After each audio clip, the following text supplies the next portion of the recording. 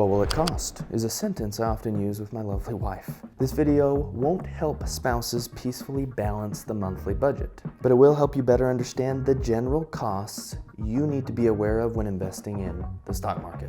Let's get to it. You want to buy some ownership in the small cap stock Titan Machinery, a company that sells new and used construction and farming equipment. Guess what? On most platforms, Robinhood, Schwab, Fidelity, you can hop on and buy it without any trading costs. Very neat. See pricing of these platforms in description below. If you are a bit nervous choosing which small cap stocks to purchase, there are well over 1,000 to choose from, you might explore purchasing a small cap fund instead. This way, you are hiring a professional to choose which small cap stocks to buy for you. A stock fund is going to charge what is called an expense ratio. This is the cost of the fund. This expense is charged on an annual basis. If it is 1% and you put $100,000 into the fund will deduct $1,000 each year. There are a variety of different types of funds: mutual funds, exchange traded funds, active funds, passive funds, to name a few. Let's assume you want to buy a small cap fund instead of trying to pick the best small cap stocks on your own. Your next decision will be whether to choose an active small cap fund or a passive small cap fund. An active fund simply means that the manager of that fund is going to actively buy and sell a certain number of small cap stocks. Their goal is to buy the best small cap stocks and outperform the index, which reflects how all small cap stocks perform in aggregate.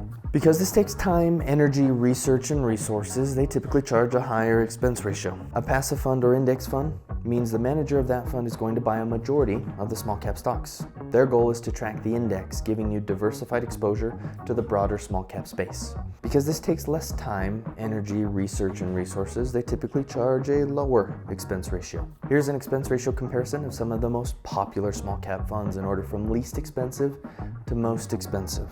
You'll notice at the top, more index and passive funds, and at the bottom, more expensive active funds.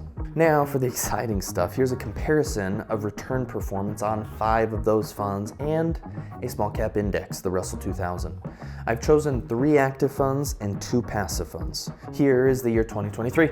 All outperformed the index, with the active funds doing the best. Here's from 2020 to 2023. The 2 passive funds doing the best, with 2 of the active funds woefully underperforming the index. Can't have that.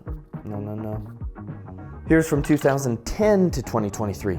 A mixed bag, with all the funds doing better than the index, thank goodness. So, which small cap funds should you choose? The least expensive? A more expensive active fund? A fund with momentum performing the best recently? Seems reasonable. What about the other small cap funds out there? What about all the other stock funds out there in other segments of the stock market? Decisions. Is there anyone out there that can help? Only one group of brave souls. They are special, powerful, intelligent.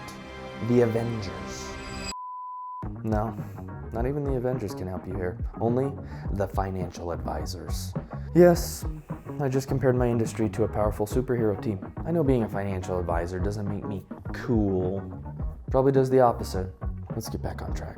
What is the cost of using a financial advisor to help with your fund and stock selection? First, here's how they might charge you. Assets under management fee, or AUM fee. They charge an annual fee from your portfolio based on a percentage of the assets they manage for you, similar to the expense ratio already explained. This fee tends to scale down the more they manage for you. This fee is independent of any investment products recommended. That's a good thing. This is the most common way a financial advisor will charge you. Commissions. The advisor is paid from the investment products they recommend for you. That inevitably come out of your pocket, usually in the form of higher expenses on the investment products themselves. An hourly fee. Similar to an attorney, they will charge you for the hours they spend advising you on all things financial. A financial plan fee. They might charge a one-time fee for putting together a financial plan for you. And here is what it might cost. Now, these costs can vary widely depending on geographic location, services offered, and other factors, but you'll get the general idea. AUM fee between 0.25% and 1%. Robo-advisors will be less. In-person advisors you develop a personal relationship with will be on the upper end. In-person advisors will often have account minimums. Commissions, these can vary. 3 to 6% upfront is a good general range to expect. Hourly fee, $150 to $400 an hour. Financial plan fee, $1,500 to $3,500 for a one-time financial plan. Link in description on my sources for these numbers. So, the elephant in the room. Do you need a financial advisor? Maybe. This is a delicate topic, being that I am one. I think I could probably convince you of our worth, even demonstrating how financial advisor can make up for their fee, and then some. But I also understand there are many that like to save a few bucks and do things themselves. If you prefer giving your own car an oil change or finishing your own basement, you might be the type of person that will never see any value in someone like me, because you can just do it yourself, and that's okay. I also recognize some people do those things themselves because they know how and enjoy it. I am not one of those people. For those with a proclivity to delegate, who are working with a financial advisor currently or interested in working with a financial advisor at some point, I conclude with this special cautionary statement of importance. If financial planning is not robustly offered and included in the financial advisor fee you pay for investment management, I would reassess. Here are some examples of what I mean by financial planning. What a list. Wow, looks like you could use some help with some of this stuff, right?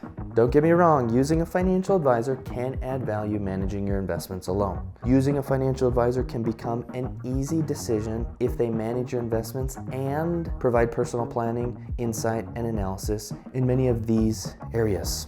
In conclusion, buying individual stocks yourself, likely very little to no cost. Buying stock funds yourself, remember the expense ratio. Using a financial advisor, expense ratio on the funds they choose, and an advisor fee, however they charge it. Until next time.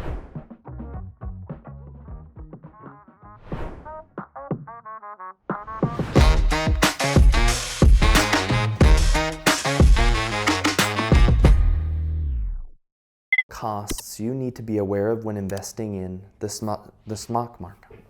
I'm going to do that one more time. This one's going to be good. I know it.